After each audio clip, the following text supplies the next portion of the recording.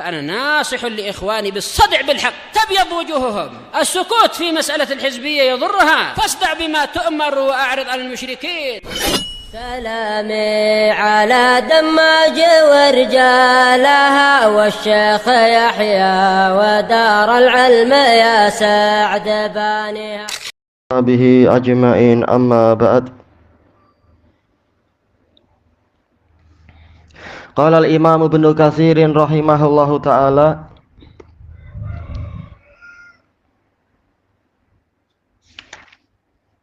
yang terakhir kita dapatkan adalah bantahan Imam Ibnu Katsir terhadap Abu Abdillah Ar-Razi yang menyebutkan tentang wajibnya belajar sihir. Di antara dalil yang dipakai kemudian apa? Beliau mengatakan bahwasanya pujian yang ada di dalam Al-Qur'an terhadap ilmu yang dimaksudkan adalah ilmu syar'i. Walima qulta inna hadza min, dan bagaimana engkau wahai Ar-Razi mengatakan bahwasanya ilmu sihir itu termasuk ilmu syar'i. Sementara apa? Ilmu sihir adalah ilmu syirik. Bagaimana dikatakan ilmu syar'i? Sementara ilmu syar'i adalah tauhid. Summa turaqihi ila wujubi ta'allumih. Lalu engkau menaikkan ilmu sihir tadi, setelah mengatakan ini termasuk ilmu syar'i dan ini termasuk ilmu yang dipuji, lalu engkau naikkan lagi sampai kepada wajibnya mempelajari ilmu sihir. Bi annahu la yahsulul ilmu bil mu'jizi illa bih, dengan alasan bahwasanya tidak dihasilkan pengetahuan tentang mukjizat Nabi kecuali dengan kita tahu sihir. Ternyata setelah dia belajar sihir pun ternyata dia juga tetap aja dia tidak memahami mukjizat Nabi. Si Ar-Razi ini termasuk mukjizat Nabi juga adalah masalah Isra Mi'raj, masalah pemberitaan bagaimana beliau berjumpa dengan para nabi di langit pertama, kedua, ketiga. Tapi ternyata Ar-Razi di dalam tafsirnya dia menekankan bahwasanya yang Nabi mengatakan beliau naik ke langit ini sebenarnya adalah beliau sedang melakukan semacam meditasi aja, riyadhatul qalb. Nah, ketika pikiran beliau menerawang, maka pikiran beliau pun menjadi naik ke atas, lalu terbayangkanlah di dalam pikiran beliau keadaan alam semesta, keadaan langit dan sebagainya. Kemudian yang dilihat oleh Rasulullah adanya Nabi Adam, Nabi Ibrahim, Nabi Musa dan sebagainya, itu adalah planet-planet yang beliau lihat dalam pikiran beliau. Ternyata apa? Si Razi ini tak paham masalah mukjizat, walaupun dia sudah belajar ilmu sihir sangat mendalam. Ini adalah hasil dari orang belajar agama melalui ilmu kalam, akhirnya rusak dari awal sampai akhir. Asalnya keliru, akhirnya juga tersesat. Menjelang kematian dia menuliskan syair yang menunjukkan penyesalan dia dan mengakui bahwasanya Al-Quran itulah yang benar, pemberitaannya itulah yang tepat. Apa yang saya kumpulkan selama ini hanyalah mengumpulkan ucapan fulan dan fulan, ucapan Aristoteles, ucapan Socrates, ucapan Archimedes dan yang lain-lain dari para ahli kalam Yunani. Dia sangat memperdalam ilmu sihir. Setelah itu mukjizat Nabi pun dia ingkari secara penakwilan macam tadi. Dia tidak yakin Nabi betul-betul pergi ke Palestina lalu naik ke langit. Dhaifun bal fasid, kata Imam Ibnu Katsir, ucapan dia ini adalah lemah, bahkan ini adalah rusak. Li'anna mu'dhama mu'jizati rasulina alaihi salatu wassalam hiyal Qur'anul azim. Karena mayoritas dari mukjizat Rasul kita sallallahu alaihi wasallam adalah Al-Qur'anul azim. Para sahabat, jumhur sahabat enggak diajari Nabi memperdalam ilmu sihir ini dan itu, tapi mereka paling tahu masalah mukjizat, bahkan lihat langsung, tidak seperti ahli kalam yang tidak tahu langsung lalu menghukumi itu semua hanyalah khayalan. Alladzi la ya'tihil batilu min baini yadayhi wala min khalfih tanzilum min hakimin hamid. Yang mana Al-Quran itu tidak didatangi kebatilan dari arah depan ataupun arah belakang. Dia itu benar-benar diturunkan dari zat yang maha penuh hikmah lagi maha terpuji. Manusia tidak ada yang mampu untuk menyusun Al-Quran, untuk merancang kalimat-kalimat seperti Al-Quran dan sebagainya. Taib, ini adalah mukjizat yang sangat besar. Sementara ahli kalam mereka mengatakan manusia mampu untuk mencipta seperti Al-Quran, untuk menyusun, merancang seperti Quran. Tapi mukjizatnya dari sisi mana Quran itu? Kata ahli kalam yang ikut agama Islam, mereka bilang mukjizatnya adalah dari sisi sorfu, yaitu apa? Dari sorful iradah.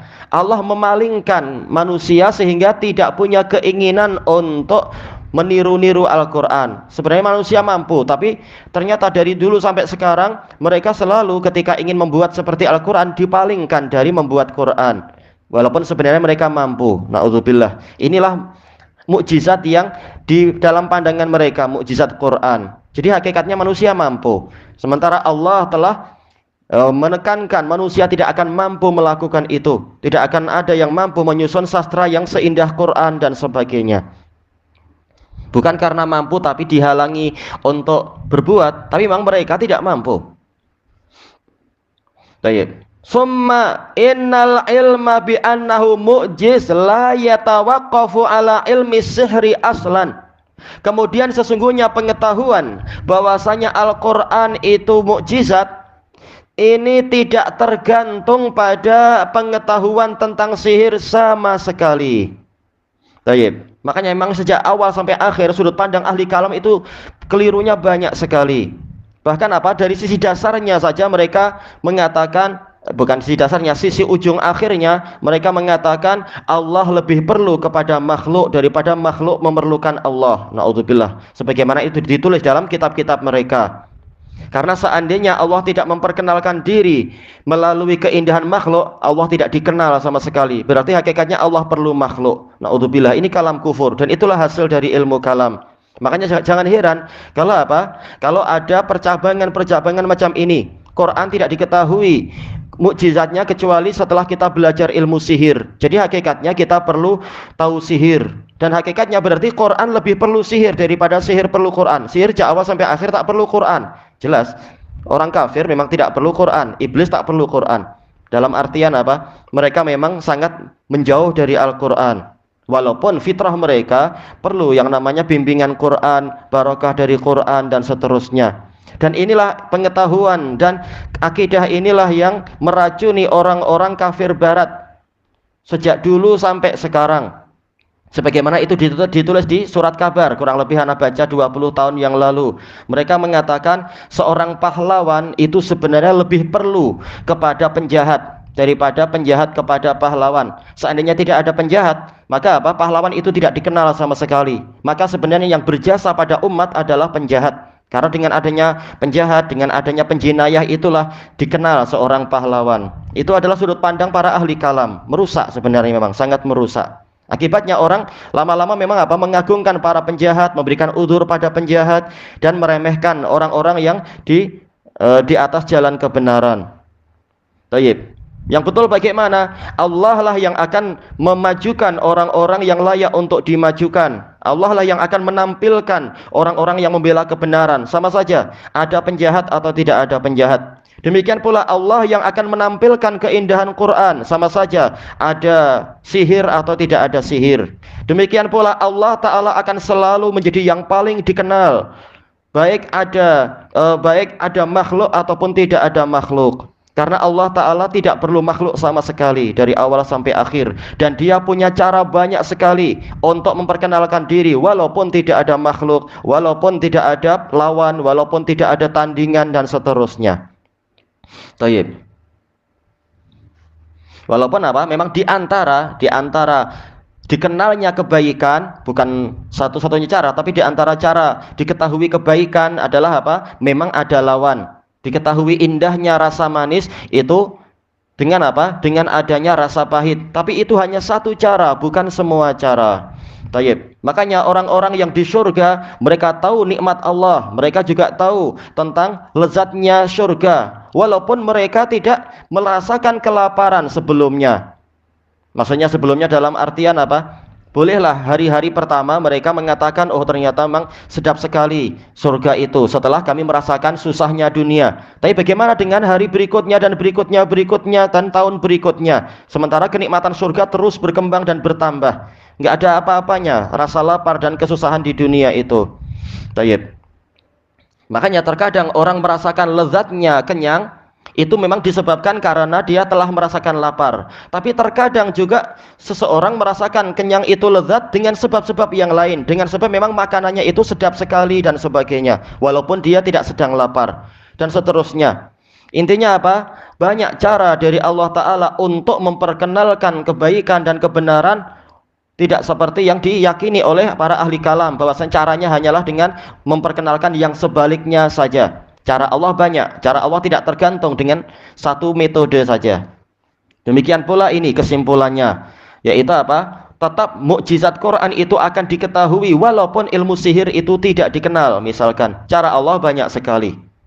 Tayyib. Dan itu diakui oleh orang-orang yang beriman. Banyak dari kita tidak tahu mendalami ilmu sihir, tapi kita memahami, oh betapa mukjizat Quran itu sangat hebat, sangat indah, sangat mengagumkan. Bagaimana Allah Ta'ala terkadang mendatangkan pola jumlah fi'liyah, terkadang mendatangkan pola jumlah ismiyah. Di dalamnya ada mukjizat yang hebat sekali. Bagaimana Allah Subhanahu wa Ta'ala terkadang mendatangkan pola isim fa'il, terkadang menggunakan pola masdar dan seterusnya. Ternyata di dalamnya ada makna mubalaghah. Ternyata apa? Mukjizat Quran banyak walaupun kita tidak tahu ilmu sihir misalkan. Tayyib. Ini menunjukkan ilmu kalam yang dikatakan sangat membantu di dalam memahami kebenaran ternyata malah merusak. Bukan menambah ilmu, malah menambah kerusakan. Tayyib. Kemudian kita lanjutkan lagi. Summa minal ma'lumi bid-darurah anna sahabata wa tabi'ina wa a'immatal muslimina wa ammatahum. Kemudian termasuk yang telah diketahui dengan amat pasti bahwasanya para sahabat, para tabi'in, para imam muslimin dan orang-orang awam mereka kanu ya'lamunal mu'jiz. Mereka dulu tahu mukjizat. Wa yufarriquna bainahu wa baina ghairih, mampu membezakan antara mukjizat dan yang bukan mukjizat. Walam yakunu ya'lamuna sihr, dalam keadaan mereka tidak tahu ilmu sihir. Wala ta'allamu, mereka tidak mempelajarinya. Wala allamu, mereka juga tidak mengajarkannya. Tapi ternyata apa? Malah mereka yang lebih beriman daripada para ahli kalam itu. Dan agamanya lebih bersih, lebih jernih dan lebih taat. Tayyib. Wallahu a'lam. Summa qad zakara Abu Abdillah Ar-Razi anna anwa as-sihr samaniyah. Kemudian Ar-Razi juga menyebutkan bahwasanya jenis sihir itu ada 8. Ini juga dinukilkan oleh Imam Syinqiti dan diteliti sedikit demi sedikit. Betul tidak ucapan Ar-Razi ini? Tayyib, di dalam Adwaul Bayan. Al-awwal, jenis-jenis sihir yang disebutkan Ar-Razi, yang pertama sihrul kuldaniyin. Ini salah cetak di buku ana ini. Tayyib. Yaitu sihir orang-orang Kaledonia. Wa kusdaniyin, dan orang Kusdania disebutkan enggak ya dalam catatan kaki di sini? Oh, cuma disuruh tengok kitab Tafsirul Kabir punya Ar-Razi. Enggak usah nengok. Tak ada gunanya. Ana sudah coba tengok beberapa kali, tapi memang apa? Justru penuh dengan keracunan, penuh dengan sampah dan seterusnya. Ilmu kalam. Tayyib. Alladzina kanu ya'budunal kawakibas sab'ah al-mutahayyirah. Kalau dicetakan yang lain gimana? Al-kawakibas sab'ah sama ya, tayyib, mutahayyirah. Yang mana mereka menyembah bintang 7. Mutahayyirah artinya adalah kebingungan, tapi alam apa? Kenapa dikatakan mutahayyirah? Tapi telah dijelaskan oleh kalimat setelahnya, wahya sayyarah, yaitu yang sering bergerak. Anda baca di sebagian hikayat bahwasanya mereka mengatakan ini adalah 7 bersaudara, 6 laki-laki dan bersama dengan seorang adik perempuan. Lalu disebutkan cerita ini dan itu, lalu mereka diangkat naik ke langit menjadi 7 bintang. Ini khayalan orang-orang ahli kalam dulunya, orang-orang Yunani dan orang-orang yang semacam Yunani itu, ahli khurafat. Wa kanu ya'taqiduna annaha mudabbiratul alam. Mereka meyakini bahwasanya bintang 7 inilah yang mengatur alam semesta. Keyakinan syirik ini jelas apa? Syirik akbar, syirik dalam rububiyah. Tayyib. Wa annaha ta'ti bil khairi wasyarr, dan bintang 7 itu mendatangkan kebaikan dan keburukan. Kalau yang orang-orang Yunani malah meyakini bahwasanya tenaga bintang yang ketujuh itu yang paling hebat. Tenaganya 2 kali lipat dibanding dengan tenaga bintang-bintang yang lain. Makanya orang yang tenaga dalamnya atau kesaktiannya itu adalah mengikuti pola bintang ketujuh itu lebih hebat daripada yang kesaktiannya itu melalui apa? Melalui pancaran atau percikan dari bintang yang lain-lain. Kenapa? Karena sebenarnya bintang 7 itu kalau kita teliti pakai teropong, pakai teleskop, ternyata dia ada dua lapis. Toyib. Dan memang kalau kita teliti baik-baik, memang bintang yang 7, yaitu bintang yang number 7 itu memang dia itu ternyata bukan hanya satu bintang, tapi di balik dia ada bintang. Tapi bukan berarti mereka adalah kembar kemudian mendatangkan 2 kekuatan sama sekali. Jelas itu ketentuan Allah Ta'ala. Diletakkan bintang di sana, di sini, di sana. Kemudian dari bumi nampak ternyata di balik bintang yang itu masih ada bintang yang lain. Padahal jaraknya mungkin jutaan tahun cahaya dan yang semacam itu. Tak ada kaitan apa-apa dengan tenaga dalam orang di bumi. Tapi inilah keyakinan sebagian dari orang-orang Yunani seperti itu. Tayyib, apakah seperti itu layak diambil ilmunya? Tak layak sama sekali. Tayyib, wahumul ladzina bu'isa ilaihim Ibrahimul Khalilu sallallahu alaihi wasallam. Dan orang-orang Kaledonia inilah yang mana Nabi Ibrahim Al-Khalil alaihi salatu wasallam diutuskan untuk mendakwahi mereka. Menunjukkan apa? Memang jalan mereka keliru. Maka diajak untuk tauhid, menyembah Allah, menyembah yang menciptakan bintang-bintang itu sebagai hiasan di langit, bukan malah menyembah bintangnya. Kemudian mubtilan limaqalatihim warad dan limadhabihim, untuk membatalkan ucapan mereka dan membantah madhab mereka. Madhab artinya keyakinan. Wa qad istaqsa fi kitab Asiril Maktum fi mukhatabati syamsi wan nujum. Siapa ini? Yaitu Ar-Razi. Dia telah betul-betul sangat meneliti, yaitu apa? Istaqsa, yaitu betul-betul menyebutkan secara sangat mendalam bagaimana mantra-mantra sihir terkait dengan bintang-bintang itu dan seterusnya, bagaimana polanya, apa yang syarat-syarat harus dipenuhi agar sihirnya jadi hebat. Na'udzubillah. Ini kalau orang belajar itu memang apa? Dia boleh jadi penyihir yang betulan itu. Akhirnya apa? Kafir betulan. Ar-Razi menulis kitab ini, Asirul Maktum. Dia di dalam kitab dia ini Asirul Maktum fi mukhatabati syamsi wan nujum telah meneliti sampai ke ujung-ujungnya. Ini nama istaqsa. Tayyib. Dari apa? Al-Quswa. Al-Quswa ini adalah ujung yang paling akhir. Istaqsa yaitu meneliti sampai seujung-ujungnya. Al-mansubi ilaih, yang dinisbatkan pada dia. Iya, memang dia yang menulis kitab itu. Cuma kenapa beliau mengatakan dinisbatkan pada dia? Karena masih menghargai kitab yang seburuk dan serusak itu, gimana dia sampai menulis. Makanya beliau masih menghargai kitab ini dinisbatkan pada dia. Tapi memang itu adalah milik dia. Tayyib, fi ma dzakarahul Qadhi Ibnu Khillikan. Seperti yang disebutkan oleh Al-Qadhi Ibnu Khillikan. Disebutkan dalam catatan kaki, suruh lihat kitab Al-Wafayatul A'yan. Tayyib. Ibnu Khillikan ini adalah ahli sejarah besar. Sebenarnya dia ayahnya tentunya bukan Khillikan, tapi apa? Ayahnya ana lupa namanya siapa itu. Tapi kenapa dijuluki Khillikan? Karena selalu apa? Selalu menyebutkan yaitu si Qadhi dan ahli sejarah ini, dia bilang kana abi, yaitu cerita ayah saya dulu begini, yaitu membanggakan ayahnya. Wajar anak membanggakan ayah, itu wajar. Tapi apa? Karena terlalu sering disebut sampai teman-temannya bosan, teman-temannya jemu sampai bilang Khillikan, biarkanlah, istilahkan, itu tinggalkan, istilahkan. Sekarang engkau sendiri bagaimana? Akhirnya dikenal dengan Ibnu Khillikan. Tayyib. Wa ghairuh, dan juga para ulama yang lain.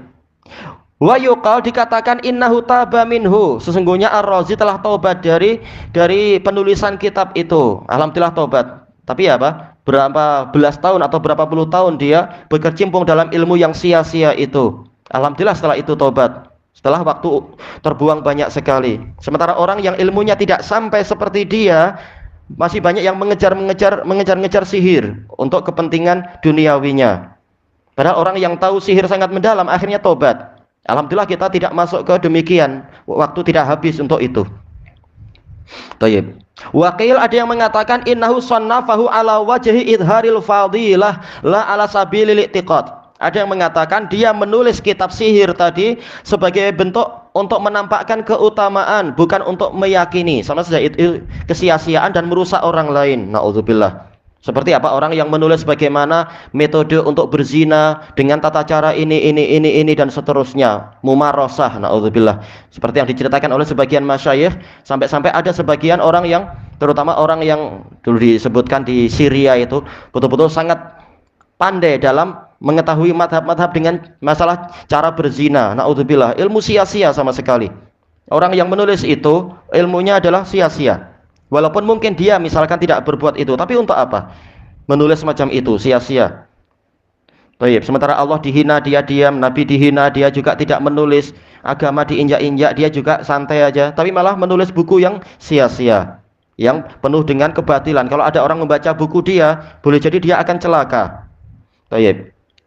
Seperti ada teman anak itu yang dari Taiz, Abdurrahman. Dia ketika sakit karena sakit sangat parah, lalu dia berobat kemana-mana belum sembuh. Akhirnya dia pergi ke Syria. Begitu turun dari pesawat terbang, langsung dia disambut oleh salah seorang gaib di Syria. Ditanya, Anda mau gadis tak? Dia bilang tak lah. Oh, Anda mau itu aja yang bercinta dengan janda? Tak. Oh, saya tahu Anda mau sesama laki-laki, tak? Terus dia bilang, malah gaibnya bilang, Anda ini pendeta kah? Oh, malah dihina macam itu. Karena memang yang mereka kenal, orang-orang datang ke Syria memang untuk mumarosah, pelatihan bagaimana metode berzina. Na'udzubillah, jadi rusak. Gambarannya jadi seburuk itu. Gara-gara di Syria memang banyak orang-orang Syiah Rafidhah. Akhirnya itu yang laris. Tayyib, itu perkara yang sangat busuk. Bagaimana dengan yang lebih busuk lagi, yaitu justru menulis buku tentang sihir. Mungkin dia selamat. Bagaimana orang yang membaca buku dia? Na'udzubillah. Tayyib. Sama saja dia meyakini atau tidak meyakini, tapi menulis itu adalah menulis yang merusak. Wa hadza huwal madnunu bih. Dan inilah yang kita sangka dari dia, yaitu bukan dia meyakini isi dari buku itu, tapi sekedar menampakkan apa? Keutamaan ilmu sihir. Merusak orang lain. Gimana menampakkan keutamaan ilmu sihir? Fadilah. Baik, karena keyakinan dia keliru tadi, bahwasanya belajar ilmu sihir ini sampai tingkat wajib. Na'udzubillah. Ini mencelakakan orang. Tayyib. Kemudian illa annahu zakara fihi tara'iqahum. Hanya saja di dalam buku itu dia menyebutkan bagaimana metode-metode orang Kaledonia fi mukhatabati kullin min hadhil kawakibis sab'ah, untuk berbicara dengan masing-masing dari bintang-bintang yang 7 itu. Padahal bintang nggak ada urusan dengan penduduk di bumi. Tapi sebagaimana dijelaskan oleh Ibnul Qayyim rahimahullahu taala di dalam kitab beliau Ighasatul Lahfan min Masyayidis Syaitan, bahwasanya setan itulah yang datang kepada orang-orang itu, menampakkan diri dan menggambarkan saya ini adalah sebagai apa? Gambaran kerohanian dari bintang fulani. Nanti kalau yang diajak bicara adalah bintang yang lain lagi, maka yang datang adalah setan dalam pola yang lain lagi, menggambarkan saya ini adalah kerohanian bintang alani yang Anda panggil dan sebagainya. Padahal ini setan saja. Bintang nggak ada kaitan, nggak ada kena mengena dengan rapalan mantra orang di bumi. Wa kaifiyati ma yaf'alunahu wa ma yalbasunah.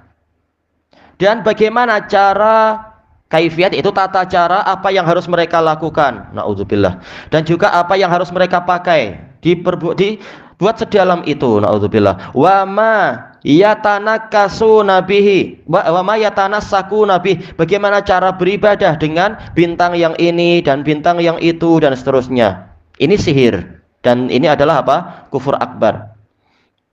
Wa qala, dia mengatakan wa nau'usani, jenis yang kedua.